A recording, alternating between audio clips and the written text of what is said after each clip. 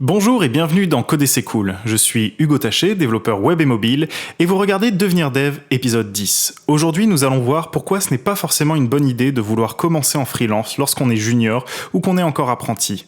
Allez, c'est parti.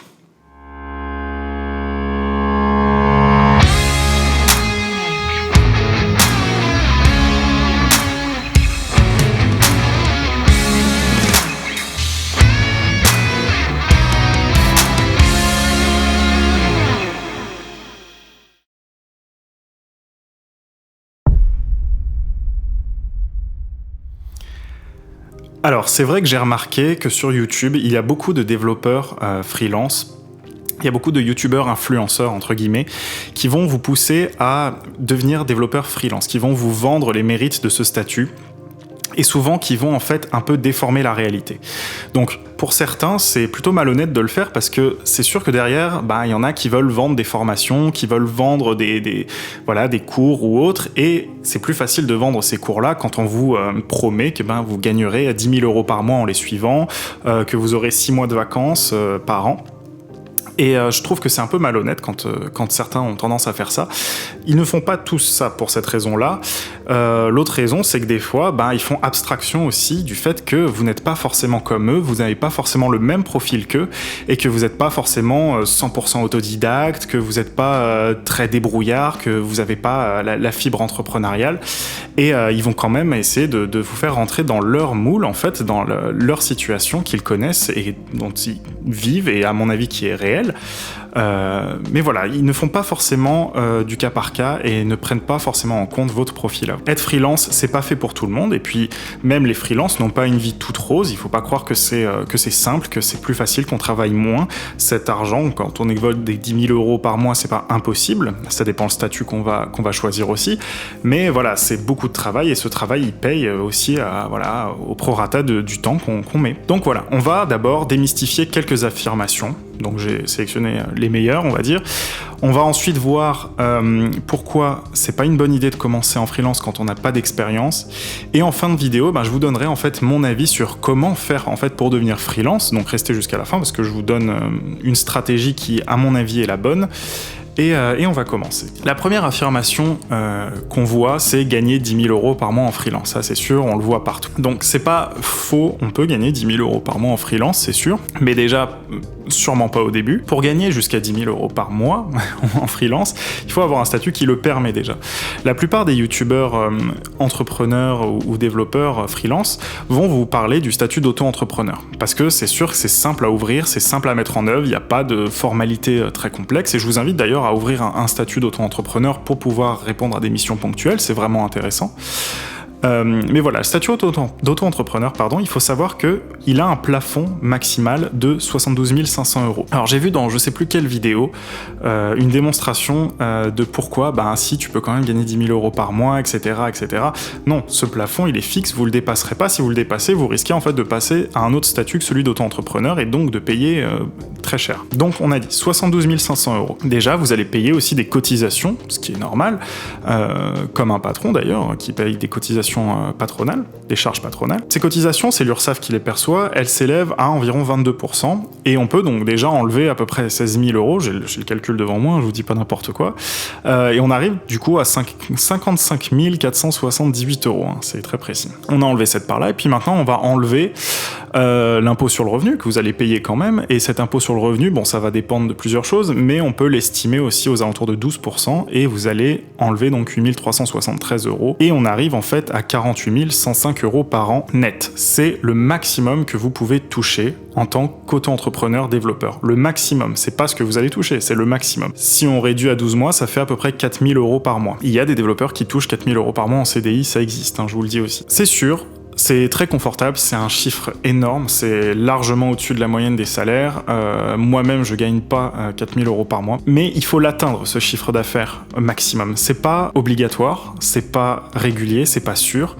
Et en théorie, si on réfléchit, pour atteindre ce chiffre d'affaires maximum, il faudrait travailler déjà 20 jours par mois, 10 mois et demi pour être à peu près raccord avec un salarié, donc avec cette semaine en comptant les congés et les RTT. On va dire 20 jours par mois sur 10 mois et demi, avec un TJM d'environ 350 €. Voilà, il faudrait que vous travailliez cette quantité à ce TJM-là. Donc le TJM, c'est combien en fait vous vendez votre journée de développeur. Et voilà, donc 345 €, bah, c'est faisable, c'est très compétitif. Enfin, c'est très compétitif, c'est assez compétitif, ça dépend de l'endroit où vous êtes. Mais il faut savoir aussi qu'au-dessus de 36 500 €, bah, en fait, il faudra ajouter 20% de TVA, puisque vous ne serez plus en fait dans la tranche de chiffre d'affaires qui vous permet d'être exempté de TVA. Et vous allez perdre en compétitivité et donc en attractivité aussi pour les clients. Donc voilà, bon, c'était beaucoup de chiffres, c'est beaucoup de choses, mais on ne gagne pas avec un statut d'auto-entrepreneur 10 000 € par mois, c'est faux. On ne peut pas, juste tout simplement. C'était la démonstration que je vous ai fait. On ne peut pas atteindre 10 000 € par mois net, ou même pas net d'ailleurs, en tant que freelance, auto-entrepreneur. Il y a d'autres moyens, je vais vous les expliquer après.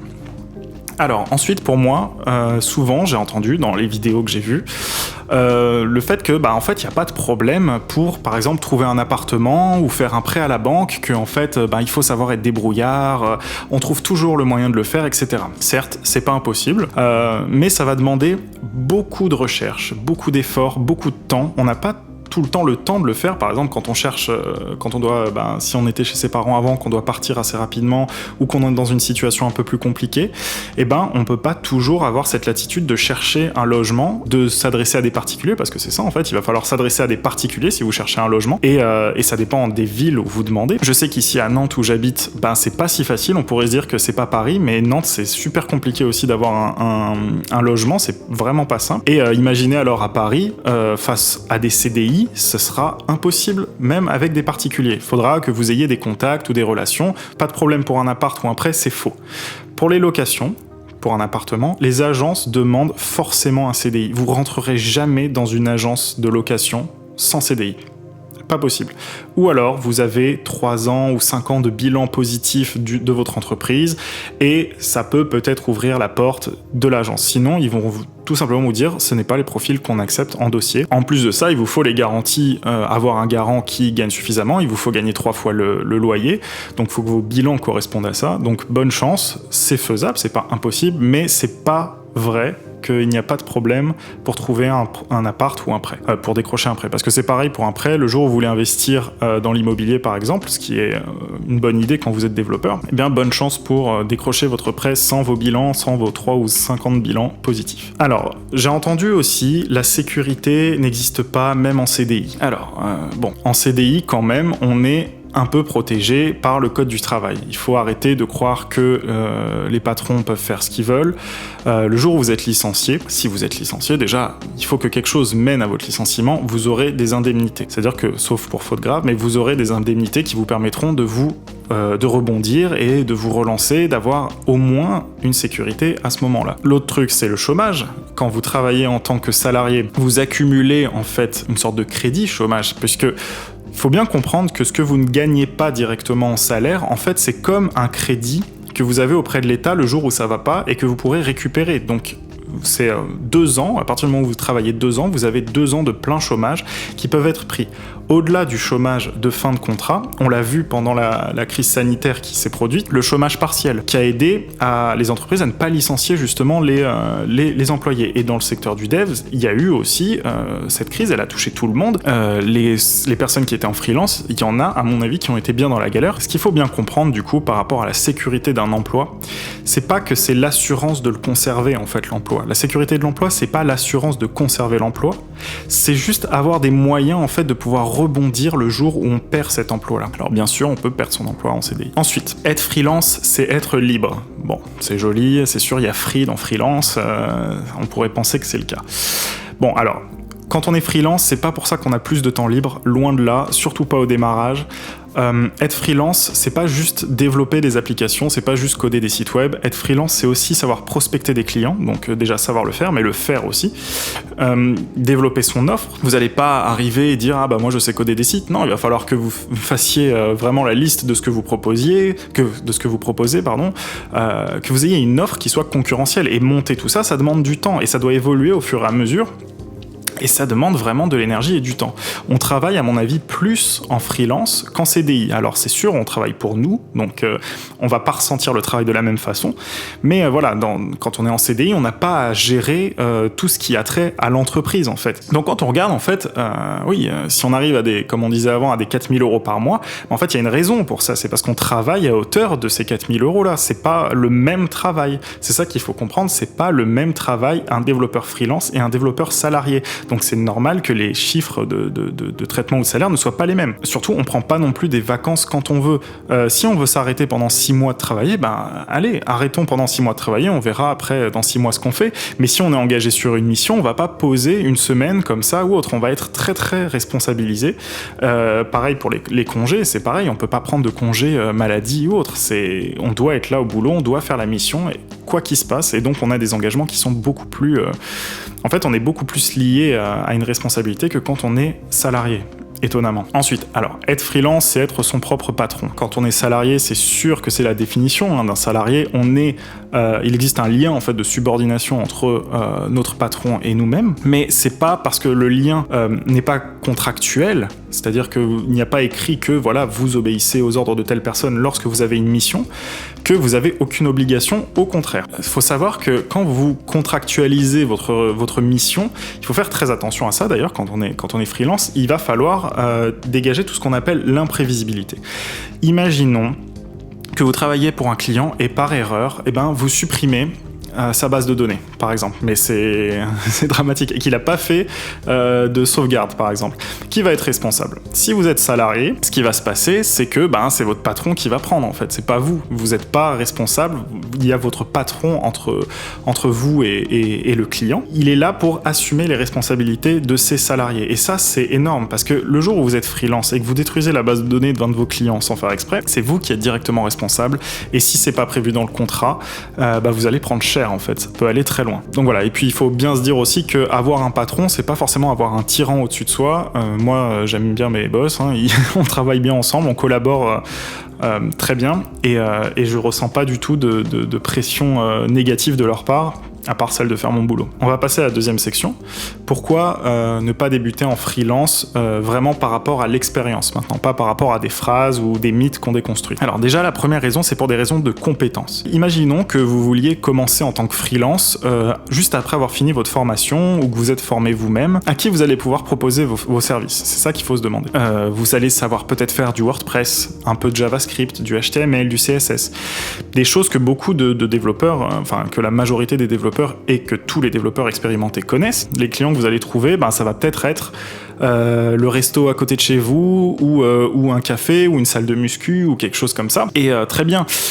Mais c'est pas ces missions-là qui vont payer, c'est pas ces missions-là qui vont vous faire atteindre les soi-disant 10 000 euros par mois. En général, les missions qui payent en freelance, c'est les missions de soutien aux équipes. En fait, quand vous allez en entreprise et que vous allez, c'est pendant un projet par exemple, et vous allez intégrer une équipe et soutenir cette équipe en travaillant avec elle. Donc il faut avoir cette capacité à s'intégrer, et c'est ces missions-là qui payent beaucoup et qui sont en général dans le temps beaucoup plus fructueuses. Donc quand on vient de finir sa formation, vous comprenez bien que on n'est pas capable d'intégrer une équipe comme ça en claquant des doigts, en s'appropriant les outils et les méthodologies de l'entreprise sans avoir jamais expérimenté ces méthodologies et ces outils, alors que quand on vous engage en tant que freelance, c'est ce qu'on attend de vous. C'est-à-dire que on va dire le recruteur qui va vous prendre en freelance, lui, il veut que vous soyez opérationnel tout de suite. Donc en fait, juste le truc, c'est juste vous décocherez pas la mission, tout simplement, si vous n'êtes pas compétent. Et c'est malheureusement ce qui arrive. Beaucoup de désillusions quand on a fini sa formation,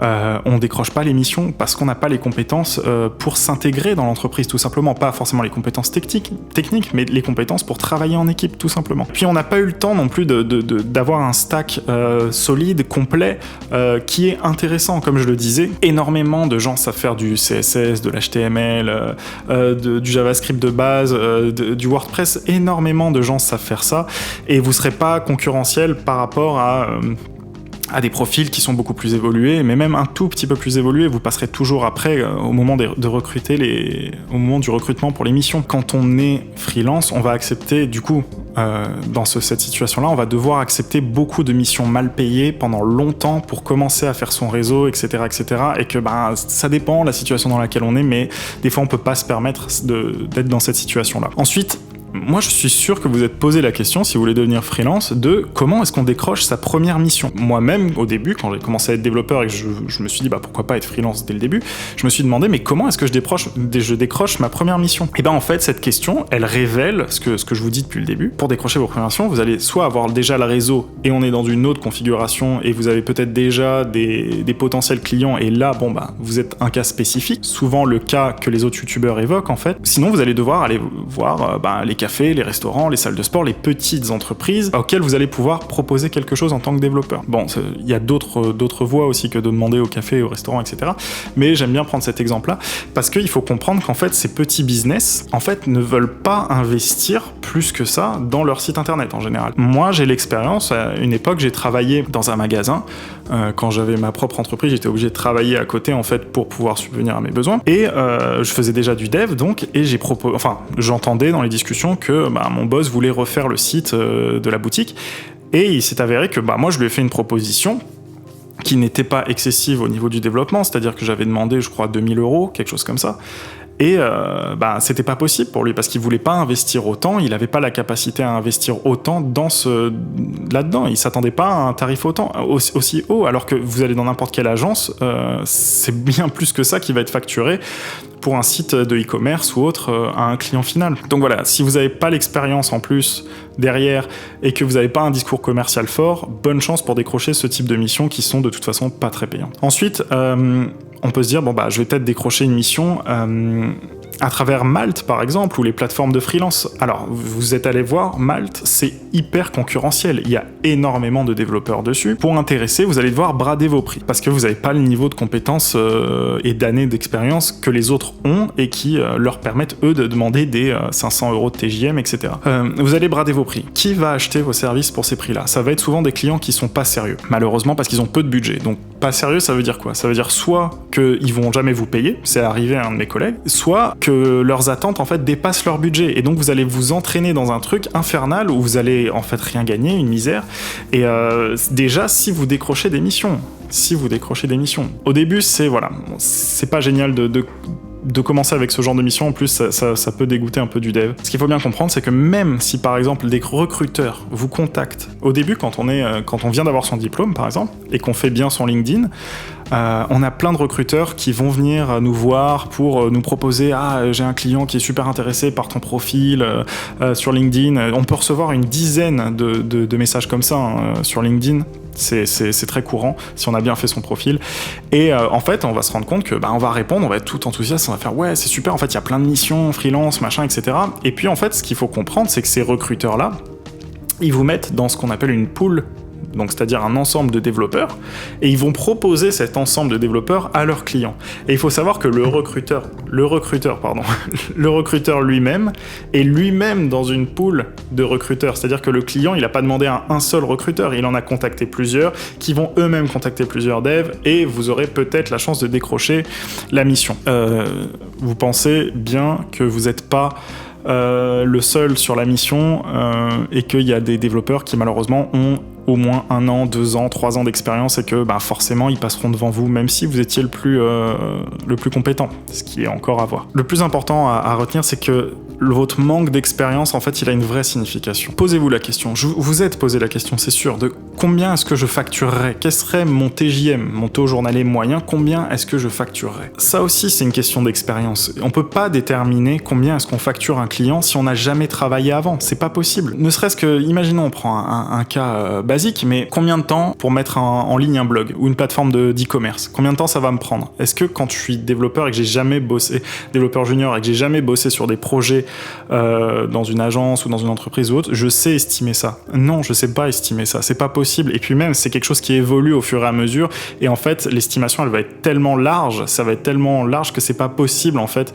d'avoir une offre concurrentielle. Donc, pour estimer normalement son TJM, ce qu'on fait, on va regarder au bout d'un moment, quand on a l'expérience, on va regarder, il me faut 5 jours pour déployer un blog, il me faut 2 semaines pour faire une plateforme de e-commerce, le taux journalier moyen des devs qui ont mon expérience, c'est 400, 500 balles à peu près, et nous, on va être concurrentiel sur, en fait, la productivité à ce moment-là, c'est-à-dire on va se dire, moi je peux le faire en 3 jours peut-être, au lieu de 5 que les autres vont proposer. Et c'est là où en fait on va gagner des parts de marché quand on est freelance, c'est sur la rapidité d'exécution plus que sur le TJM, et qu'on va pouvoir enchaîner justement les clients comme ça. Là je vous ai sûrement un peu déprimé parce que vous avez peut-être le rêve de gagner 10 000 € par mois, etc. Mais je vais quand même vous donner pour moi une vraie stratégie pour devenir freelance qui à mon avis est la bonne. Déjà pour moi il faut pas imaginer devenir freelance indépendant avec un statut d'auto-entrepreneur, c'est pas sérieux. Pour plusieurs raisons qu'on va voir, mais je vais d'abord vous dire aussi pourquoi est-ce que c'est quand même un statut qui peut être intéressant pour certains cas. Quand vous êtes encore en formation ou que vous êtes en CDI par exemple, c'est intéressant quand même d'avoir un statut d'auto-entrepreneur parce que vous allez pouvoir facturer des missions ponctuelles. Ça arrive quand on est salarié, qu'on ait un peu de temps à dégager le week-end ou les soirées et à travailler sur des projets annexes en freelance. Et ça peut aussi être le début d'une relation de travail et de la construction d'un réseau. Quand on est en formation, pareil, si on a des opportunités, autant en profiter. De plus, quand on est en formation, des fois on est jeune, des fois on a moins de 26 ans, et il y a une aide qu'il faut connaître en fait en auto-entrepreneur, et d'ailleurs qui me semble est aussi activable entre guillemets avec d'autres statuts que celui d'auto-entrepreneur, qui est l'ACRE. L'ACRE en fait ça va réduire la part qu'on avait vue de 22% de cotisation pour l'URSSAF, donc il faut, je crois que maintenant c'est peut-être automatiquement mis en place, mais voilà, si vous êtes en recherche d'emploi ou si vous êtes moins de 26 ans, vous pouvez bénéficier de l'ACRE pendant 3 ans, je crois, avec, après le taux remonte d'année en année, pendant 3 ans, mais c'est très intéressant au début parce que vous pouvez faire monter un capital pour un projet futur. L'autre cas, c'est aussi si vous n'avez pas d'obligation financière, que vous êtes encore chez vos parents par exemple, et que vous êtes à un moment où, aidez vos parents quand même si vous pouvez, mais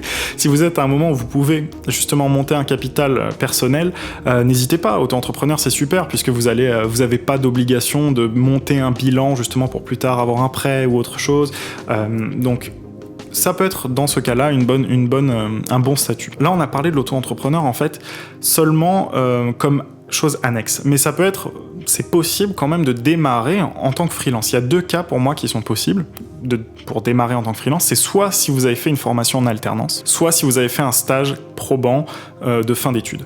C'est les 2 choses en fait qui vont vous permettre d'acquérir ce dont je parlais, c'est-à-dire le background d'entreprise, c'est-à-dire tous les outils, la façon de travailler avec d'autres développeurs, et qui va aussi sûrement vous apporter un portfolio et qui peut peut-être vous faire démarrer directement en freelance. Encore à voir si ça a été des expériences qui ont été formatrices pour vous. En tout cas, dans les 2 cas, ce qui est intéressant en stage ou en alternance, c'est que vous allez rencontrer des gens pendant ces expériences-là et que vous allez monter un réseau et potentiellement plus tard pouvoir décrocher des missions comme ça. Et c'est comme ça qu'on décroche des missions en fait. C'est pas avec Malte, enfin c'est possible, mais c'est pas la majorité des missions. C'est du réseau en fait tout ça. Sinon, il y a une autre stratégie qui peut être intéressante, qui est celle que je préconiserais. C'est de faire ses armes en CDI pendant au moins 2 ans. Vous n'êtes pas obligé de le faire directement au bout de 2 ans, mais au moins 2 ans pour plusieurs raisons. Quand on regarde un peu les profils qui sont les plus acceptés en mission freelance, ou qui sont les plus demandés, c'est souvent plus 2 ans d'expérience. C'est des gens qui ont déjà travaillé 2 ans d'expérience. Une fois qu'on a ces 2 ans d'XP, entre guillemets, on va avoir une offre qui est très attractive pour les clients. On a eu normalement le temps de créer un réseau professionnel, on a pu expérimenter différents langages, différents frameworks, on a su apprendre à travailler en équipe, et puis on a pu parallèlement monter un portfolio avec toutes les réalisations qu'on a fait en entreprise, et puis on peut aussi, pendant ce temps-là, soigner sa présence sur le web. Et puis surtout, en fait, ce qui est intéressant, donc c'est une astuce, c'est légal, il n'y a pas de problème, c'est que en fait pendant les 2 ans vous allez travailler au minimum en CDI, vous allez accumuler vos droits au chômage. Et le chômage c'est pas juste c'est pas ne rien faire en fait, il faut pas le voir comme quelque chose, une opportunité de rien faire, c'est une opportunité de monter votre entreprise en fait, le chômage, parce que exit du coup le statut d'auto-entrepreneur, on part sur quelque chose de sérieux, vous montez une SASU, donc une société par action simplifiée unipersonnelle. Vous pouvez aussi monter une EURL, mais dans ce cas-là, le problème de l'EURL, c'est que vous n'allez pas pouvoir mettre en place le mécanisme que je vous dis. Une fois que vous avez monté votre SASU, donc ou SASU, vous allez bénéficier en fait pendant 2 ans encore de votre chômage de fin de CDI. Alors il faut avoir bien sûr... c'est mieux de ne pas avoir été licencié, de garder des bons contacts avec l'entreprise avec laquelle vous étiez, mais si vous arrivez à négocier une sortie avec votre entreprise, voilà. Vous avez cumulé au moins 2 ans de chômage, et ce qui va être intéressant, vous montez votre SASU et vous ne vous rémunérez pas. C'est-à-dire que pendant 2 ans, vous allez travailler, hein, bien sûr, vous allez accumuler les missions, vous allez monter votre réseau, vous allez monter le capital de l'entreprise, vous allez avoir une trésorerie qui va être importante, on peut atteindre au bout de 2 ans mais des 150 000 euros de chiffre d'affaires ou des 200 000 euros sur 2 ans, hein, je parle pas sur 1 an. Et en fait, vous allez continuer pendant ce temps-là, c'est ça qui est intéressant avec ce statut, de toucher votre ancien salaire à 75% à peu près, je crois, pour le chômage. Et donc vous allez être tranquille en fait pendant 2 ans, vous avez une rémunération assurée. C'est pas possible quand on commence en freelance d'avoir cette sécurité. Vous vous rendez compte, pendant 2 ans, vous êtes tranquille pour monter votre business, continuer à toucher régulièrement une rémunération, et c'est légal. Vous pouvez même, il y a un mécanisme autre que je conseille pas quand on est dev parce que ça a aucun intérêt, c'est récupérer en fait vos droits au chômage sous forme de capital. Mais là, ce qu'il faut, c'est continuer à percevoir en fait les ARE, donc les aides du retour à l'emploi, pendant les 2 ans, monter son business. Et voilà, et donc en fait, au terme des 2 ans, on pourra soit se salarier de sa propre entreprise, soit simplement se verser les dividendes en gros, des bénéfices qu'on aura fait déjà depuis les 2 ans, et puis après tout ce qu'on fait par la suite. Donc voilà, pour conclure, c'est un petit peu long, mais pour conclure, on peut réellement gagner 10 000 euros par mois en freelance, oui, mais il faut le faire sérieusement, c'est pas quelque chose qu'on démarre au hasard comme ça. Il faut avoir une offre sérieuse à présenter. Freelance, c'est pas non plus de la liberté totale, c'est beaucoup de travail, c'est beaucoup de sacrifices avant d'arriver à un niveau comme les sommes qu'on vient de dire. Et puis quand on est débutant, voilà, je pense que c'est pas une bonne idée parce que on va pas être opérationnel directement, on va pas être intéressant, on va pas être concurrentiel sur le marché, et il y a beaucoup de choses à apprendre en entreprise qui sont très intéressantes. Après, comme je vous dis, ce n'est que mon avis. J'espère qu'il n'y aura pas trop de haters sur la vidéo, mais voilà. Vous pouvez me donner aussi votre avis dans les commentaires, je vous invite à vous abonner. C'est la fin de cette première saison, on va dire, de devenir développeur. Peut-être qu'on en fera une autre si des questions viennent, et on n'arrête pas là. Et puis on se retrouve la prochaine fois. Ciao!